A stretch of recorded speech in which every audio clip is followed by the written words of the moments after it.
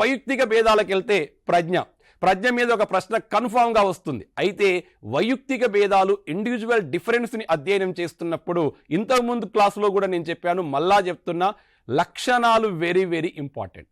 వైయక్తిక భేదాల్లో ప్రజ్ఞ అయినా, సహజ సామర్థ్యమైన, అభిరుచి అయినా, అలవాట్లు అయినా, వైఖరులు అయినా ఖచ్చితంగా ఎగ్జామినర్ క్యారెక్టర్సే అడుగుతున్నాడు. దాని యొక్క లక్షణాలని పదే ఫోకస్ చేస్తూ ఉన్నాడు. పేపర్ యొక్క ట్రెండ్ మారింది. 4-5 వాక్యాలు ఇచ్చి ఈ కింది వానిలో సహజ సామర్థ్యం యొక్క లక్షణాన్ని సూచించండి, గుర్తించండి అంటాడు. అలాంటప్పుడు 2 పాజిటివ్ ఇవ్వచ్చు, 2 నెగిటివ్ ఇవ్వచ్చు, లేదా 3 పాజిటివ్ ఇచ్చి 1 నెగిటివ్ ఇవ్వచ్చు. అంటే జ్ఞానాత్మక ప్రశ్న అక్కడ ఉండదు. కేవలం కాన్సెప్ట్ అవగాహన చేసుకుంటే తప్ప వాటికి ఆన్సర్ చెయ్యలేం. ప్రజ్ఞ సిద్ధాంతాల్లో అనేక సిద్ధాంతాలు మనకున్నాయి. ఏకకారక ఉండొచ్చు, ద్వికారక ఉండొచ్చు, బహుకారక ఉండొచ్చు, సామూహికారక ఉండొచ్చు.